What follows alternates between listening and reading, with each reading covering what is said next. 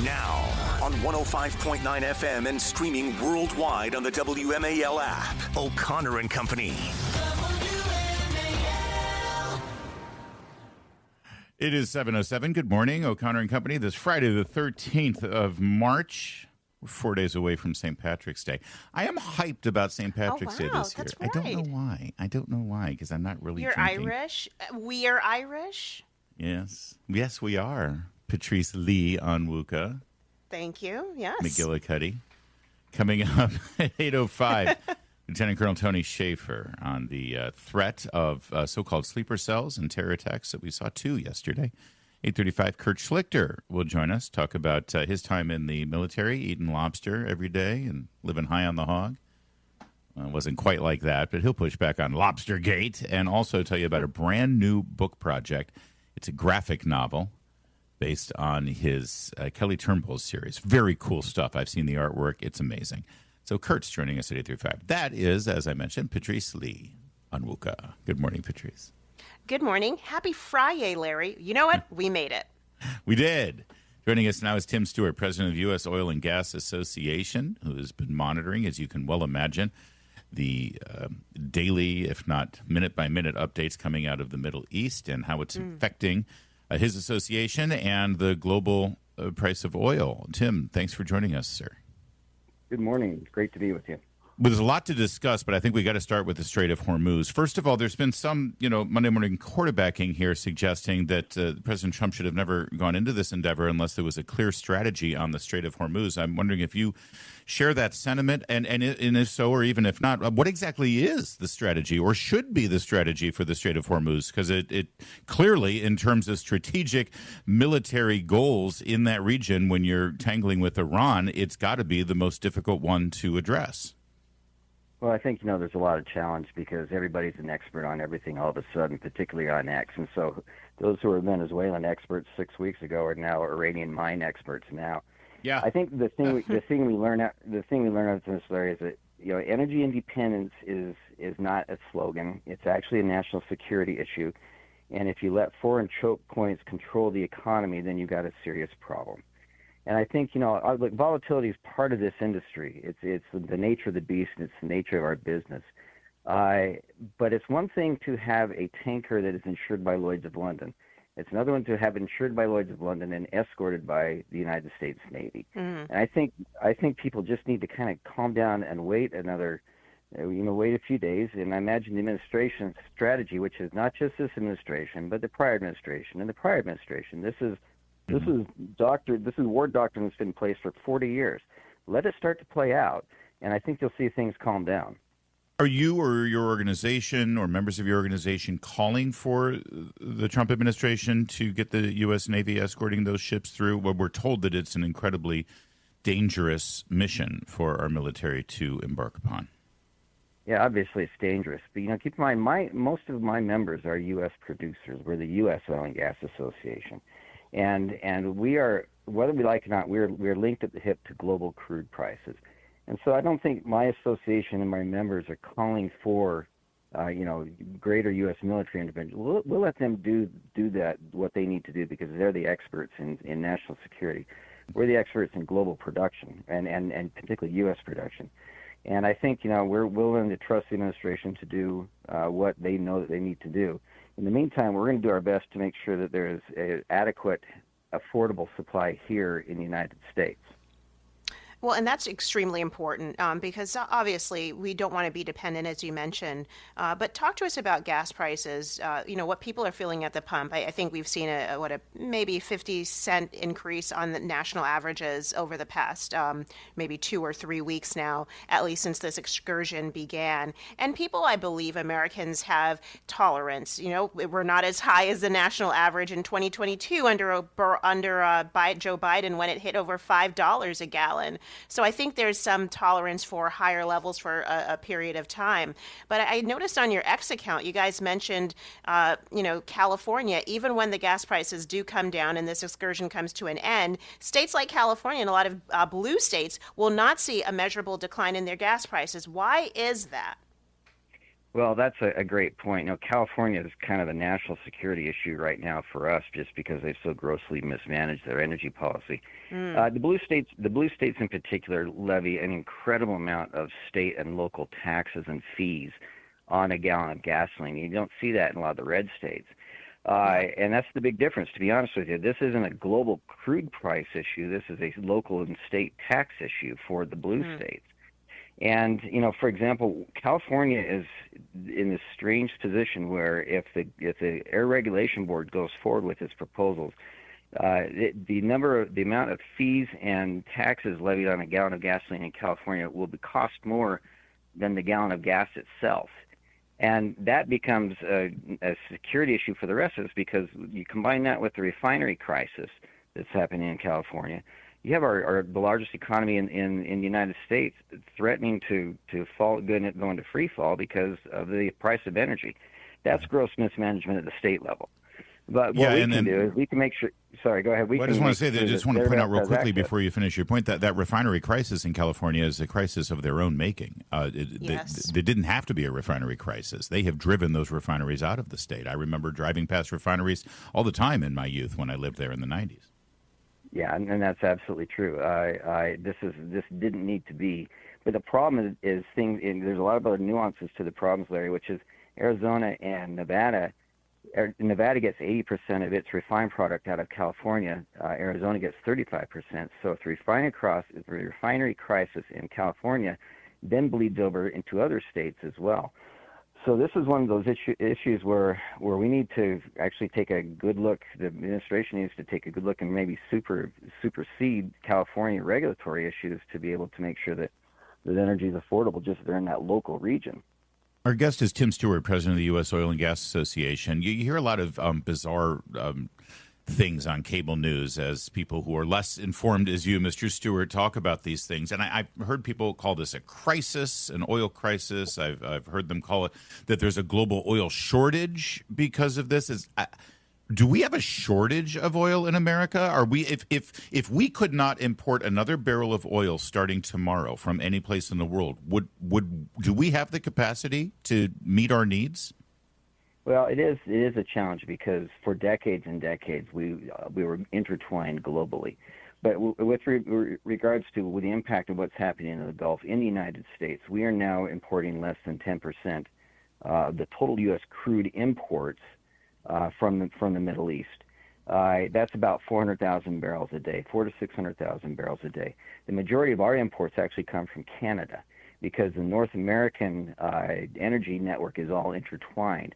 Canada, despite the what the day-to-day kind of back and forth between the two administrations, is the most reliable source of imported crude that we have. Larry, that's based primarily on a decades-old refinery complex. 25 years ago, we were not in energy independence. We were depending on foreign imports, and so the refineries, particularly in the Gulf Coast, are calibrated for a more heavy type of crude. When we cracked the shale code a few years ago, we began to produce millions of barrels a day of light sweet crude, but our refinery complex hasn't caught up with that. But we are in a much, much better position. I would so much rather be United States when it comes to energy versus Europe versus Asia. We're in a much better situation right now. All right, we're going to have to leave it there. Although one quick question, Tim Stewart, Patrice mentioned your X account. Who runs that X account? Because it's a little snarky. It's very snazzy. You guys, is that your voice, Tim, specifically, or is it a group of people? Because you got a little bit of an attitude there on X. There's something to be said with an angry sort of middle-aged Scottish man who has access to an X account. How about that? I see. Enough said, sir. I'm not going to get on your bad side. Thank you. I appreciate it. And don't be a stranger. We want to hear back from you as this element of the story certainly develops further. And by the way, when you say we get most of our imports from Canada, that doesn't make me feel at ease. I don't trust those Canadians, Well, I think let me say this: we get most of our imports from Alberta. How about that? That's a those guys are great. Yeah. They might as well be Texas. All right, thank you. Now I feel better. We're in a better position, I think. So. It's 7:15. Patrice Onwuka is here on this 13th day of March. I'm Larry O'Connor, and Patrice, during one of our little opportunities to speak off of the microphone earlier this morning, we were comparing our morning routines, right? Because whether you are on the air or not, you are an early riser.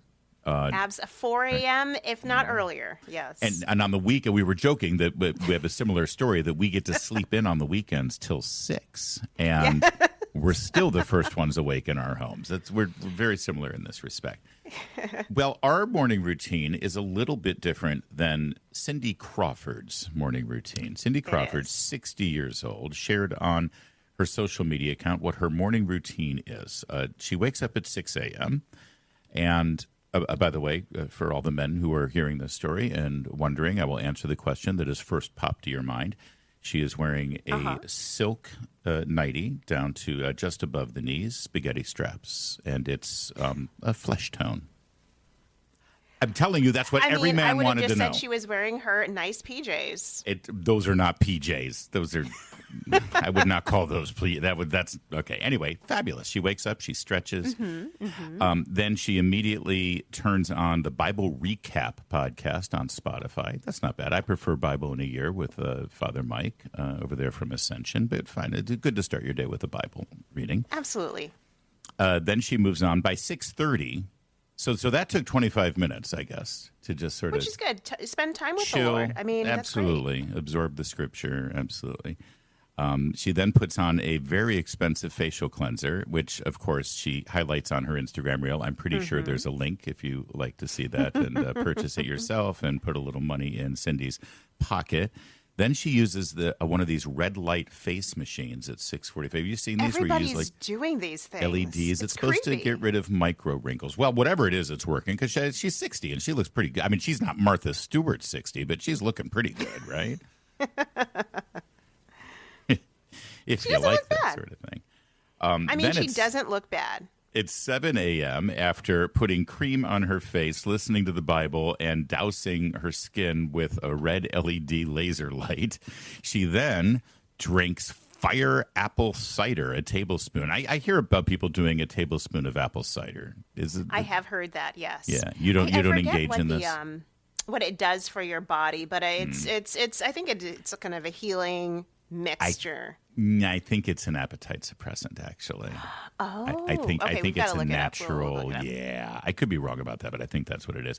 By the way, we have some similarities. I do scripture in the morning as well. Usually, it's after the show because I can only do news before the show, of course.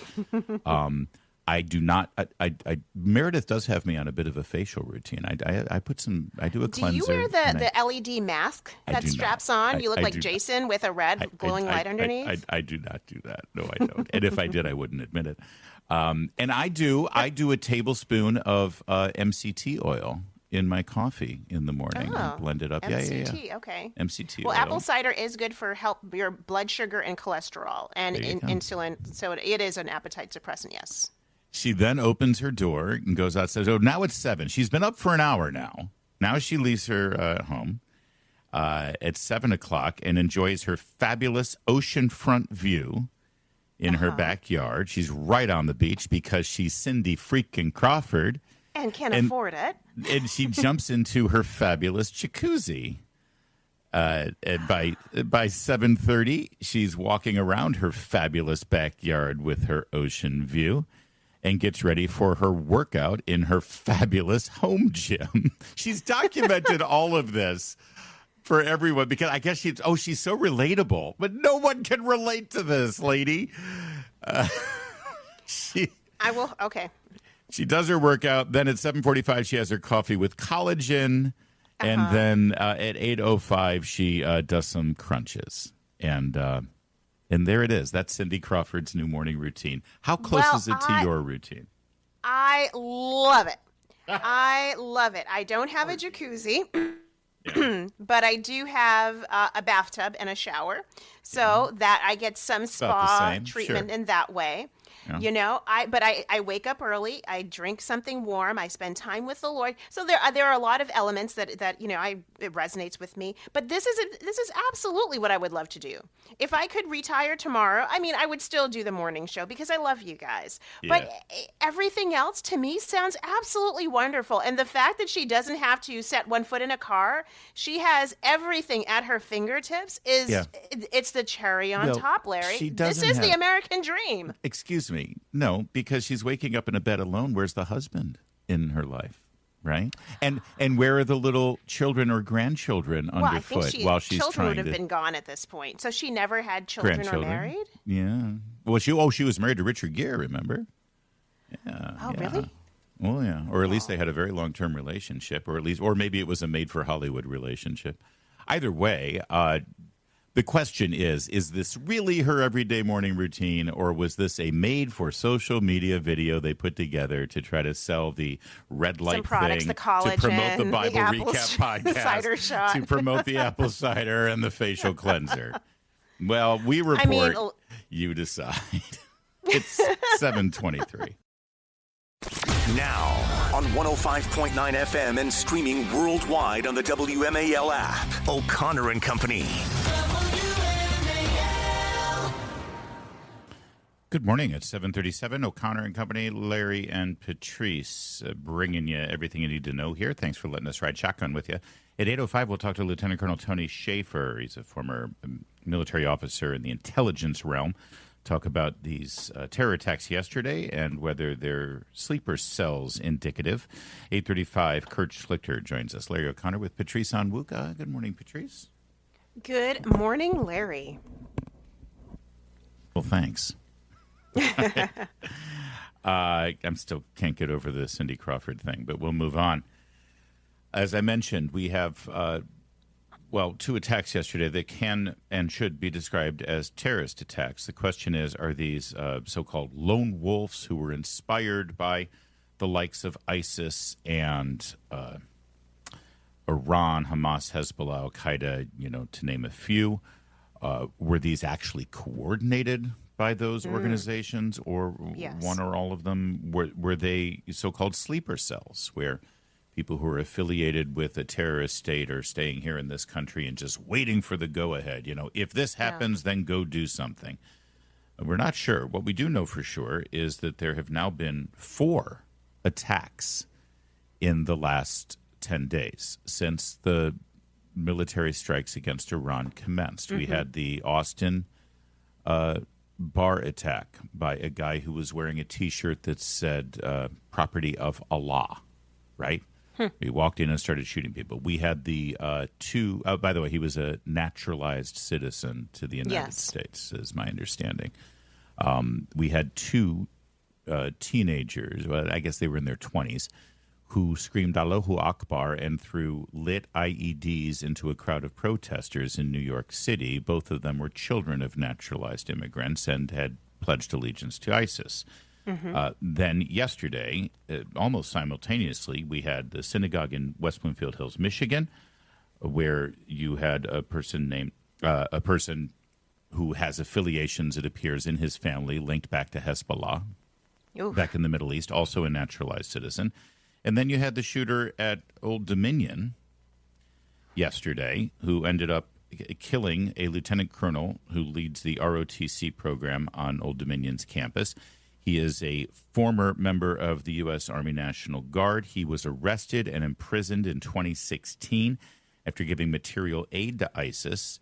By the way, the sentencing suggestion was 20 years. The judge gave him something like 120 months or something.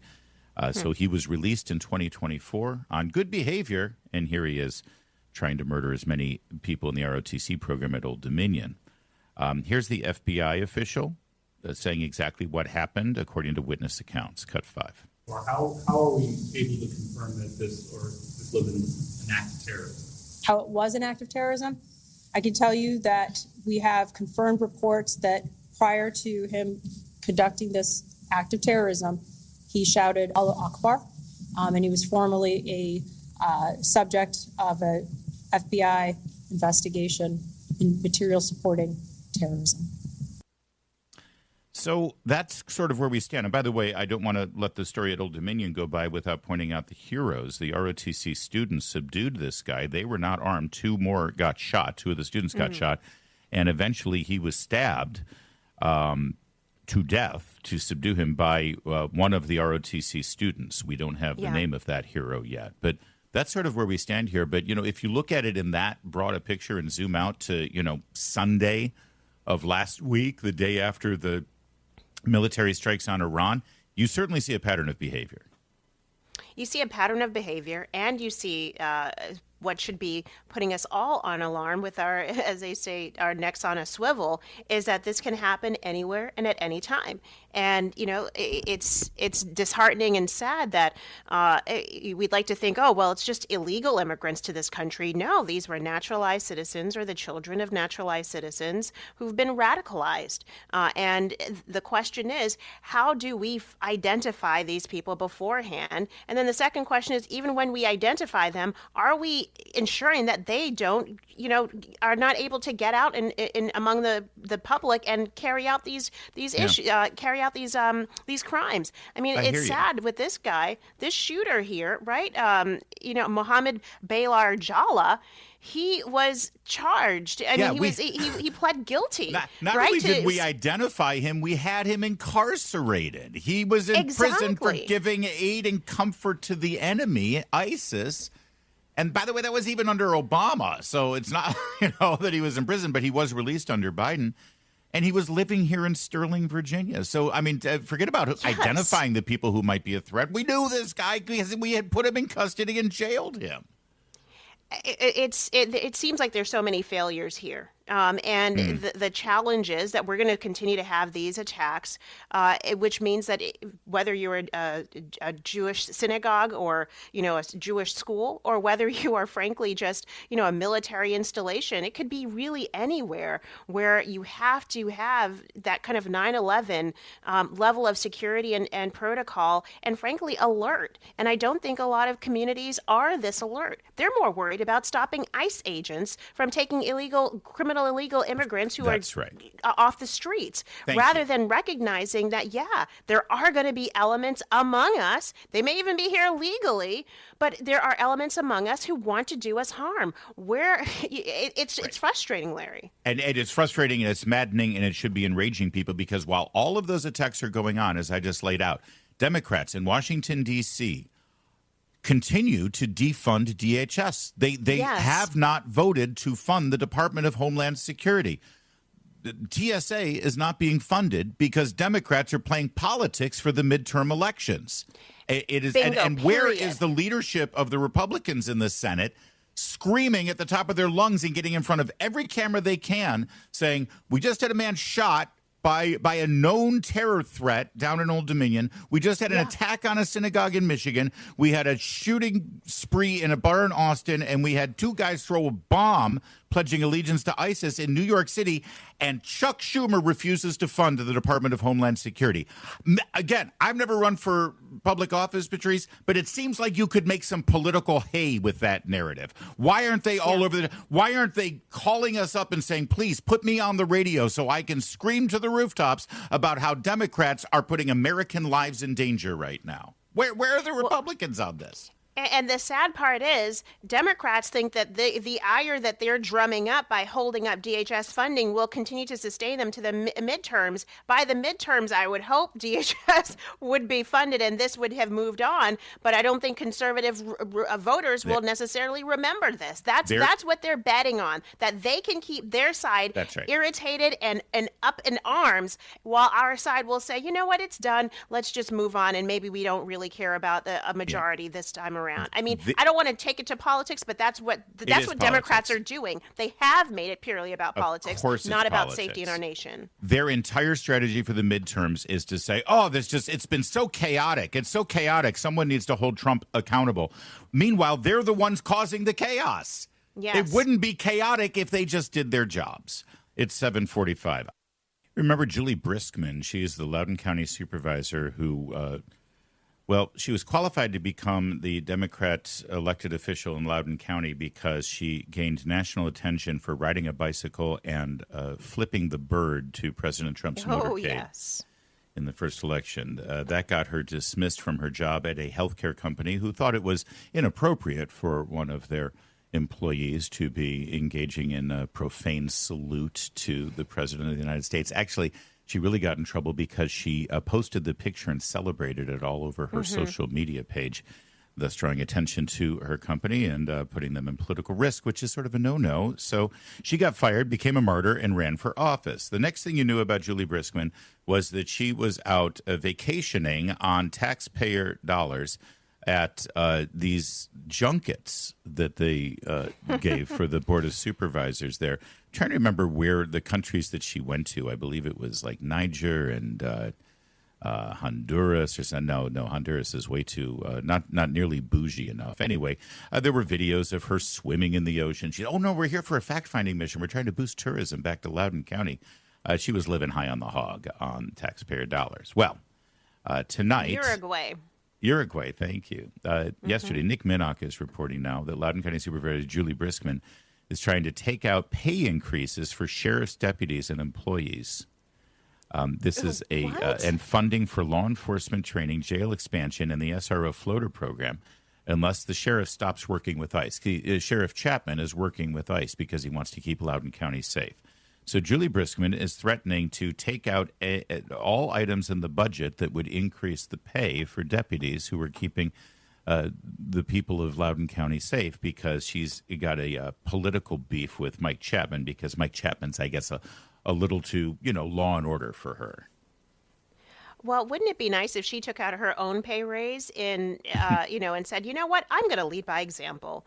But this is absolutely this is exactly why we have people who are taking advantage of leftist politicians who are sacrificing public safety on the altar of woke, because they think that somehow fighting ICE and ensuring that local law enforcement does not support ICE to get rid of criminals who are destroying communities that they represent, how somehow that is a glorified way of saying that they are an ally in the cause. No, let's defund her salary. Let's defund all of these politicians' salaries and then give those increases to the law enforcement. That's actually what should be done here. Yeah, there's a big difference between Loudoun County and Fairfax County. And it all boils down to Mike Chapman, the sheriff, actually keeping people in Loudoun County safe. Because Stephanie Minter, the 41-year-old mother who was stabbed to death by an illegal immigrant who had been arrested 40 times in Fairfax County, Stephanie Minter didn't live in Loudoun. If she did, she'd probably be alive right now. Because in Fairfax County, for the last year, there have been over 700 criminals who are in the country illegally, who instead of being turned over to ICE, as Mike Chapman would do with his program, they were set free and allowed to walk the streets, just like the infamous Abdul Jallo, who ended up murdering Stephanie Minter, allegedly. And meanwhile, as Nick Minnock is reporting, the Fairfax County leaders are defending their policies. We've told you about those emails that were sent by Fairfax County Police to the prosecutors, Steve Toscano, saying, please don't let this guy out. He's dangerous. He's going to kill somebody. They ignored them. But here's the thing. They were allowed to send that email to the Commonwealth's attorney, Steve Toscano's office. They were prohibited to send that exact same email to ICE to let them know that this murderer was about to be let out, because the policies prohibit them from communicating with federal law enforcement immigration officials. And that is the kind of failure that leads to murder, that leads to people with terrorist plots carrying them out. And that is exactly why the left become useful idiots by those who want to do harm to our nation and to our communities. The bottom line is Juli Briskman has a political fight with Mike Chapman. She's taking it out on sheriff's deputies. She wants him to relinquish and release illegal immigrant criminals, just like Mohammed Jallo, onto the streets of Loudoun County. Juli Briskman is insisting on making Loudoun County more dangerous, and people are going to get killed if she gets her way. I have my faith in Mike Chapman to hold the line. It's 7:53.